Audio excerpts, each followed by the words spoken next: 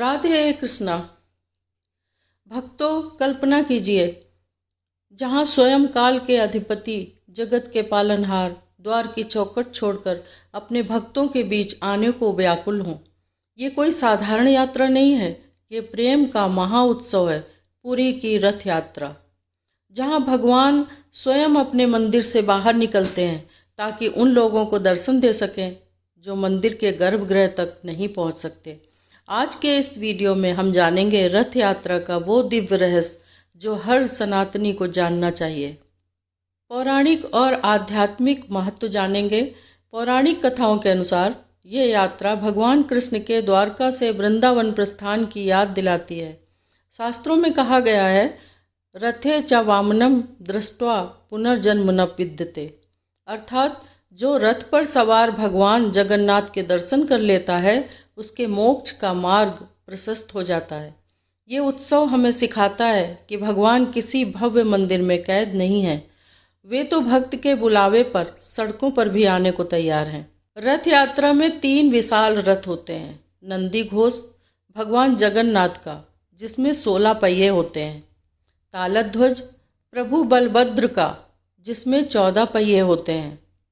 दर्पदलन देवी सुभद्रा का, जिसमें 12 पहिए होते हैं। क्या आप जानते हैं, इन रथों को बनाने में आज भी आधुनिक तकनीक के बजाय प्राचीन हस्तकला का उपयोग किया जाता है।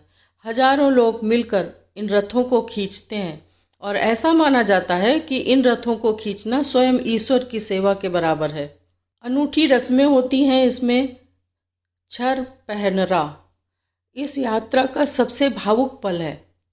छर पहनरा उड़ीसा के गजपति महाराज, जिन्हें भगवान का सेवक माना जाता है, वे स्वयं सोने की झाड़ू से रथ के चारों ओर सफाई करते हैं। ये रस्म दुनिया को एक संदेश देती है, चाहे आप राजा हो या रंक, भगवान की दृष्टि में हम सब समान हैं। अहंकार का त्याग ही भक्ति की पहली सीढ़ी है। जगन्नाथ मंदिर विज्ञान और आस्था का ऐसा मेल है जिसे आज भी वैज्ञानिक पूरी तरह समझ नहीं पाए। मंदिर का ध्वज हमेशा हवा की विपरीत दिशा में लहराता है। मंदिर के शिखर की परछाई दिन में कभी जमीन पर नहीं पड़ती।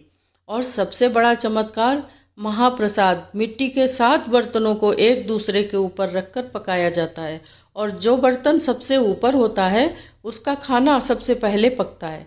ये प्रभु की लीला ही है। रथ यात्रा हमें सिखाती है कि जीवन भी एक यात्रा है, जहाँ भगवान हमारे सारथी बनकर साथ चलते हैं। हमें बस अपने मन के रथ को भक्ति की डोर से पकड़कर रखना है। अगर आप इस बार पूरी नहीं जा पाए तो मन में प्रभु का स्मरण करें, वे हर जगह मौजूद हैं। अगर आप भी महाप्रभु के भक्त हैं तो कमेंट में पूरे जोश के साथ लिखें, जय जगन्नाथ। रथ यात्रा के 5वें दिन जब भगवान जगन्नाथ अपनी बहन सुभद्रा और भाई बलभद्र के साथ रथ यात्रा पर निकलते हैं तो वे अपनी पत्नी माता लक्ष्मी को मंदिर में ही छोड़ जाते हैं। बिना बताए यात्रा पर चले जाने के कारण माता लक्ष्मी बहुत क्रोधित हो जाती हैं। तब रथ यात्रा के 5वें दिन, जिसे हेरा पंचमी कहा जाता है, माता लक्ष्मी जगन्नाथ जी को ढूंढते हुए गुंडीचा मंदिर पहुंचती हैं। शास्त्रों में हेरा का अर्थ है देखना या ढूंढना। जब माता लक्ष्मी वहां पहुंचती हैं तो भगवान जगन्नाथ उन्हें देखकर अपने रथ का दरवाजा बंद कर लेते हैं और उनसे छुप जाते हैं। माता लक्ष्मी का क्रोध इतना अधिक होता है कि वे अपने एक सेवक को आज्ञा देती हैं कि वो भगवान जगन्नाथ के रथ का एक हिस्सा तोड़ दे। इसे उनके मान सम्मान को ठेस पहुंचने का प्रतीक माना जाता है। अंत में भगवान जगन्नाथ को अपनी गलती का एहसास होता है। वे माता लक्ष्मी को मनाने के लिए तरह तरह के उपहार, दिव्य वस्त्र और आभूषण भेंट करते हैं। काफी मान मनौवर के बाद माता लक्ष्मी का गुस्सा शांत हो जाता है और वे वापस मंदिर लौट जाती हैं। ये कथा दर्शाती है कि भगवान और भक्त के संबंधों में भी मान, अभिमान और प्रेम का एक अलग ही स्वरूप होता है।